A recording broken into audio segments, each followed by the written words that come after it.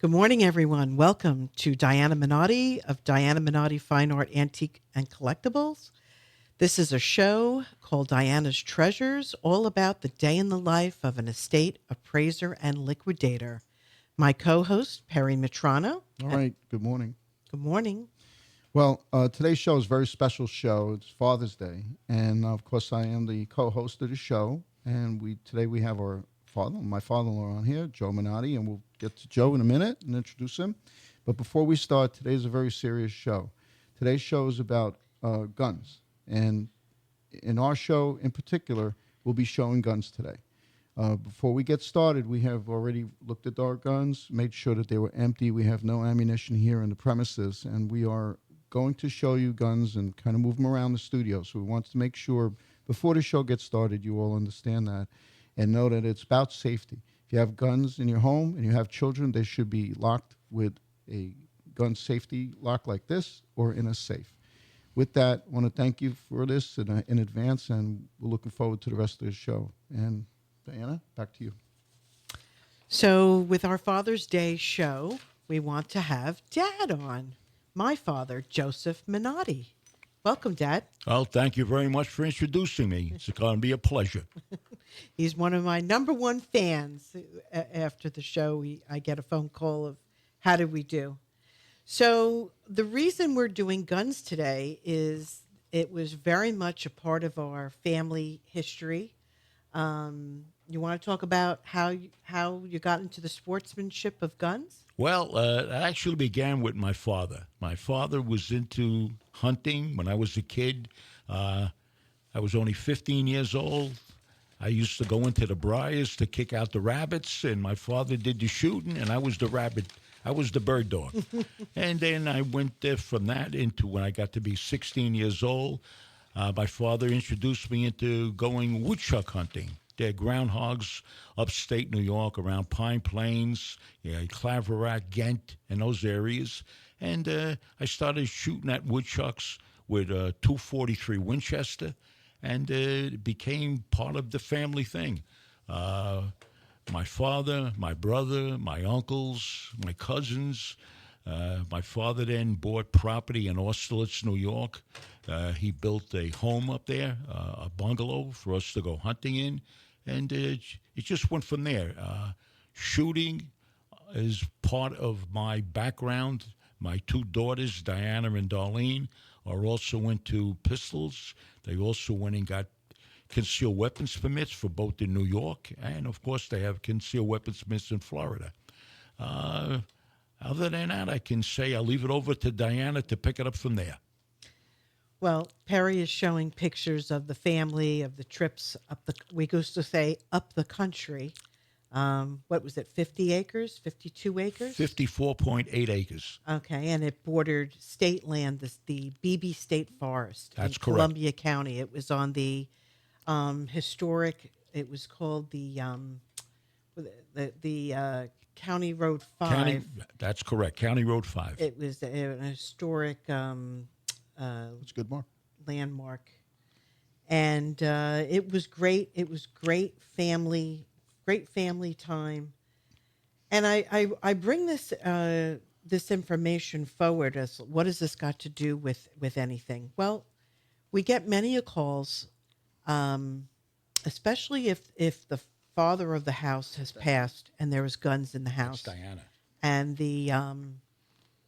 the wife of the house or the mother of the house wants to have the guns liquidated. She doesn't feel comfortable with them. This is a young Diana on this picture. Doesn't feel comfortable. So we can remove them. We do in a consignment agreement, and we do remove them and check them and put them in a gun safe until they can be liquidated. We do use a shout out to Chris Wern at Southeast Sports. He is a FFL, a federal firearms licensed dealer. And I know in the state of Florida, the law is, we can sell guns out of the parking lot of Walmart, out of our back seat of our car, but we prefer to work with an FFL and do it the right way. I never want a client to get a phone call from the sheriff that a gun that they had in their possession was involved in any kind of homicide or burglary or anything like that. A true FFL dealer will do a background check and make sure that these weapons get into the right hands and not the wrong hands. Look at how That's beautiful this was just a beautiful place to go. it was. It And was look at a great family pond, time. and in the background, it's just beautiful. It was beautiful upstate New York. It was on the border of the Berkshires of Massachusetts line right there. Yeah, So because we used to go for dinner all the time in Stockbridge and Right. Lee and Lennox, Hey, Pop, what kind of gun is Massachusetts. that? That's a Ruger Super Blackhawk 44 Magnum. Right off the top. This is, by the way, this is June 1965. Okay, I just showed him the picture, and he rifled off exactly what it is. That's amazing. And a lot of these pictures are Polaroids and done at the, what was the name of that place? The Photoshop place. The little You should hut. be holding from the That bottom. picture he's showing right now is a picture of me and my father that brought me into hunting and shooting. Now we have quite a few gun clubs in the area. You can join the Flagler County.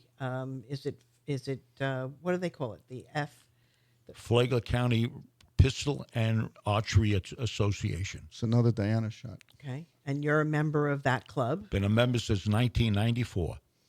So your member number is 728F. And this is the club, 1994. The picture says on the back, October 1994. Yeah. So just so you know. what days does the sheriff go out there that they're Usually on a Monday morning, they usually arrive between 8 and 8:30, and they commence shooting with the officers doing training approximately about 9 o'clock. 9 o'clock in the morning, and they stay until, I'd say, 12 o'clock, practicing and shooting their pistols. I would assume they got to be there's a couple of different ranges out yeah, there. they got different things Joe, that they what's have this, to do. Joe? This is you in the tree stand building. That's a picture of me in my tree stand when I used to do deer hunting in my tree stand. All right, so talk about a tree stand. How old was I when you took me out? We went up to the tree stand during hunting season, which in November in New York, it's November. It's like the Yeah. week before Thanksgiving. Yeah, it usually starts on a Monday, opening Diana day again. for deer hunting. And I don't know, I would assume you're probably about 18, maybe 18 and 19. So we got up at what, dusk? I mean, at dawn. We got up Oh, early yeah, in the morning, yeah, sure. Got to get up early in the morning. You got to hiked out to the tree stand, That's right. Yeah. climbed up there. All right. And when I started to see icicles forming on your eyebrows Right. and your sideburns, it was time to go in. Yeah. Yeah. But that was fun. We saw a lot of wildlife. I would stay out there. It really wasn't even too much about me shooting anything. I just enjoyed being in nature, getting out there, breathing in that fresh air, and just even looking at deer.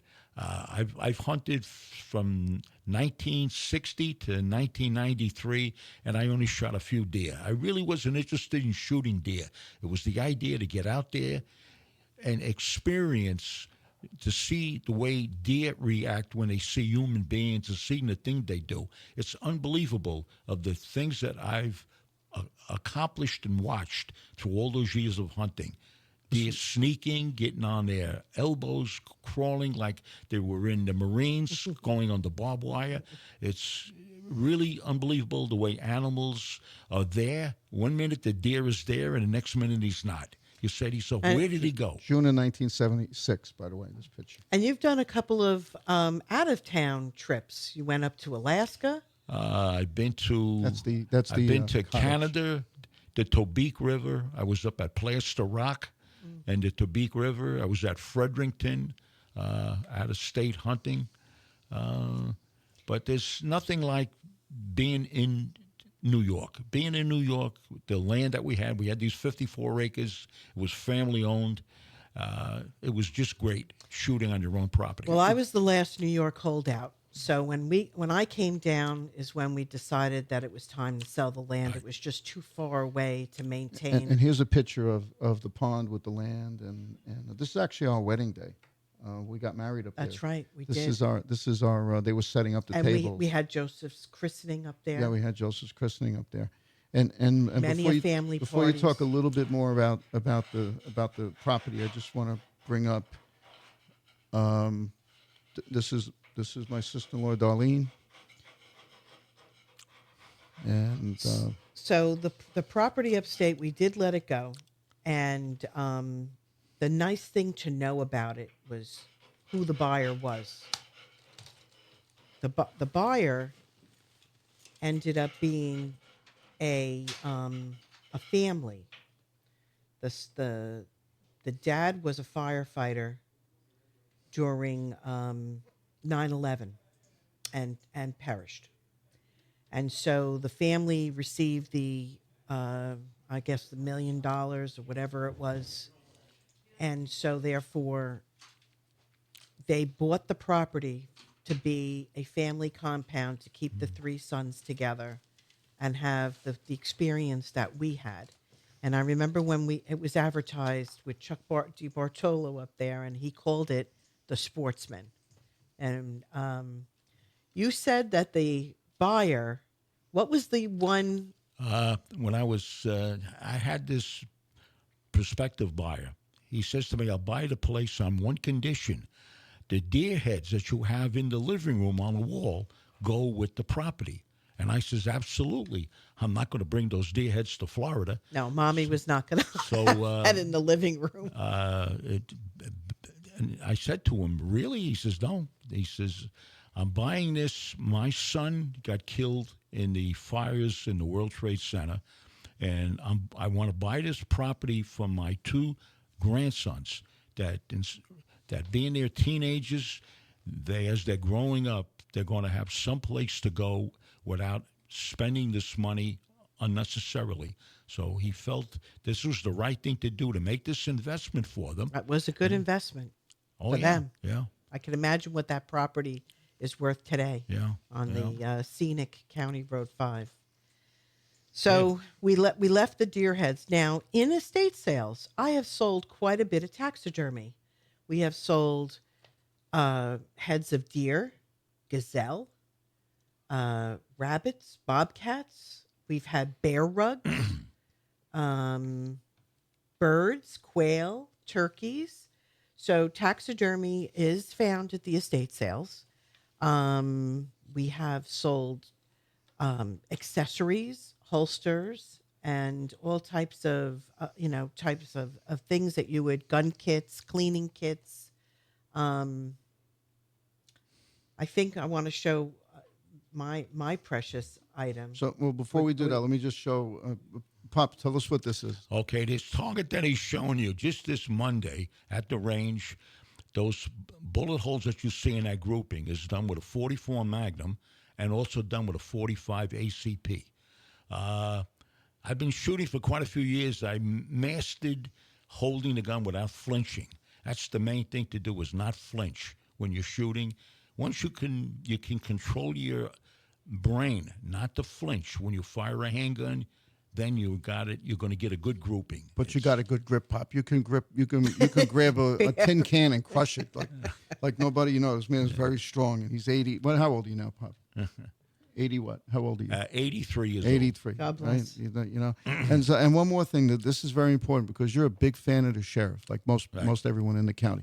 What is this award you got? Right now? Okay, for me donating 25 years into the Florida Sheriff's Department, they were nice enough to give me a call and tell me I want to give you an award. And I was shocked to see that when I went and I met Sheriff Staley.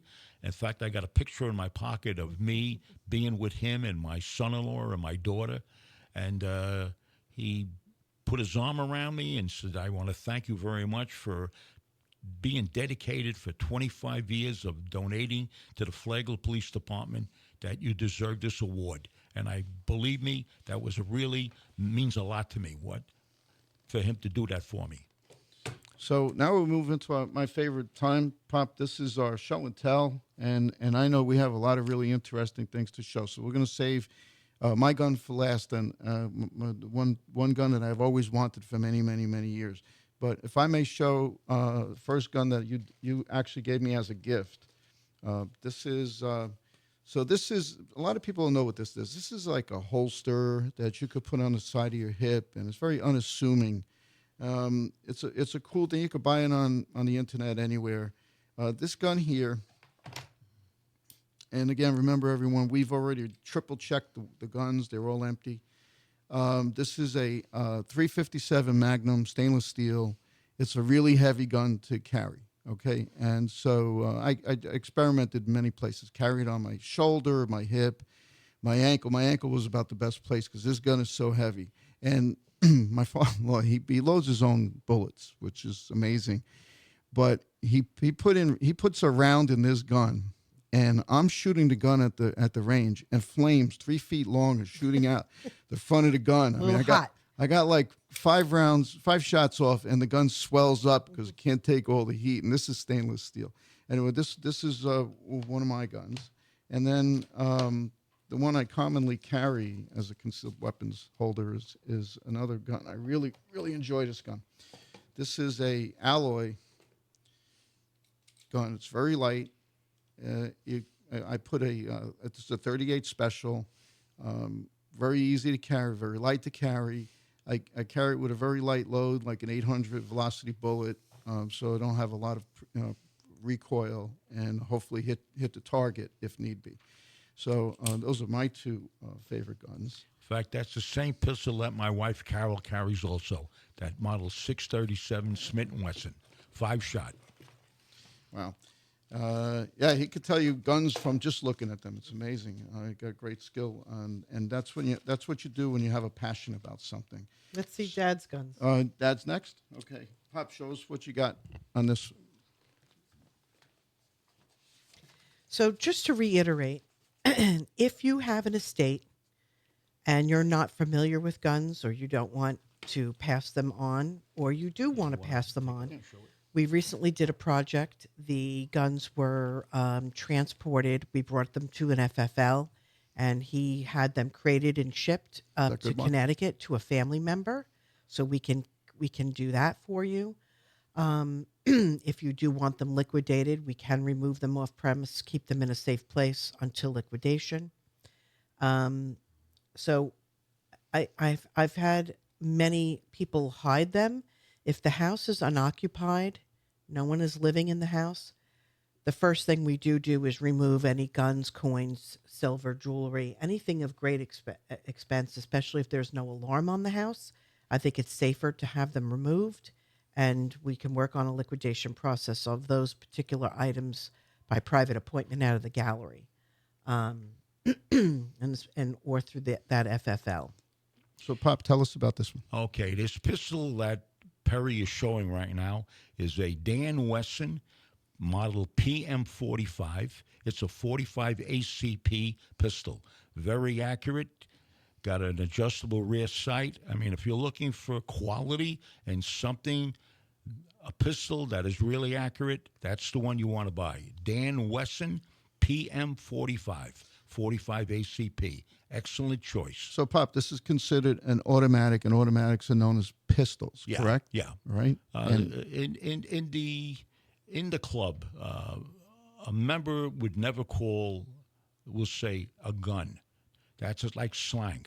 It's called a pistol is considered something that's semi-automatic, and a revolver is swing-out cylinder, and they call it a wheel gun. So that's how you would say to another member, well, I got my revolver or I have my pistol, and they'll know right away exactly what you're talking about. Now, when we're at an estate sale, if we're in an estate, and sometimes the family doesn't know there's a gun on premise. Sometimes we find one hidden in the toolbox in the garage, tucked in a rafter somewhere, hidden somewhere in the house. The minute we find a bullet, a holster, a cleaning kit, now we know that's a red flag. We need to find a pistol or some kind of firearm. There must be something in the house. And so we go through great care in checking under the beds, between the mattresses, behind, sometimes it's taped to the back of furniture, back of the drawer. Yeah, we've had one when we moved the furniture one time, and It was taped to the back of the. Yeah, I was cleaning the thing, and there it was. So it's yeah. So we always check the minute there is some type of a bullet, something that Gun gives us, cleaning kits, something that lets us yeah, know. well, then we know right away that there's definitely something. Pop, what in do the we got house. here? This thing is so heavy. Okay, I'm starting to build muscle. Perry right now is holding a Smith & Wesson Model 629. Got a 5-inch barrel. It's 44 Magnum, or it shoots also 44 Specials. If you to shoot a 44 Magnum at targets, I tell you, it's kind of tough. Yeah, you'll fire 5 or 10 rounds, and it'll shake you up a bit. So then you'll switch to 44 Specials that are pleasant to shoot. It's a lot less recoil, a lot less bang, and it's enjoyable. I've been to the range with you with that. I call that the flamethrower. This thing, it just shoots out. Like It shoots. I feel it in my chest. People the stop reverberation. shooting when he's shooting Yeah, his gun. that's true. To watch they're it, on the other end you of know? They're on the other end of the range, and they'll go, "Oh!" once you shoot that. So that we Well, good thing for ear protection. A lot of this has to do with I do my own hand loading. I've been hand loading since 1960, and that's my hobby. It's a lot of fun. It's completely safe. It saves you a lot of money than going to How do a we get this sports one? center and buying factory ammunition. You try to buy factory ammunition for 44 Special or 44 Magnum, it's a lot of money. It's like $1 a round. A box of 20 cartridges is it's $50, at least $50. So it's a hell of a lot less money if you do your own hand loading, and it's a lot of fun and too. you collect the brass at the. Yeah. All right. So when you saw this today, what did you say to me about this box? No, I said to my daughter on her shooting box, that's very rare. You can't even find one to buy one.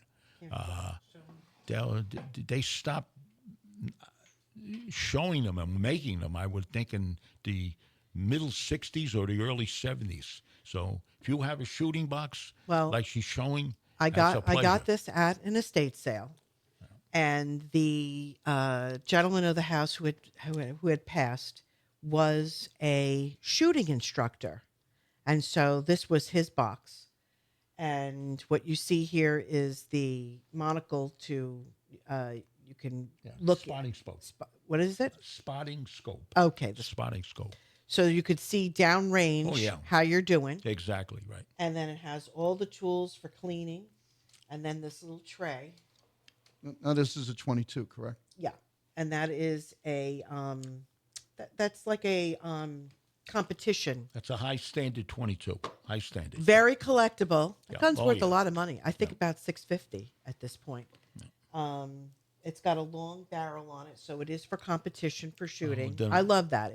The manufacturer's been extinct for about 40 years now. High standard is gone. but it's a great gun. Oh, yeah. There was 3 categories. It was the In fact, I have 2 of them. you got the other 2. Just so you know. I've got the Supermatic Trophy and the Supermatic Citation. This guy was serious. He has like tools in here, how to take the gun apart and Well, keep he was it clean. an and instructor. He was unbelievable. And before I forget, we're located at 15 Palm Harbor Village Way, right here in the city of Palm Coast, Flagler County, Florida, 32137. Our website is www.dianafineart.com, and you could see everything there. We have just a real quick one to go through. Diana, let's talk about the banana gun, and then I'll show the Henry. All right. brass Well, big my boy. my son was mortified because he was in charge of taking what banana we call gun. the banana gun to the gun dealer to get repaired.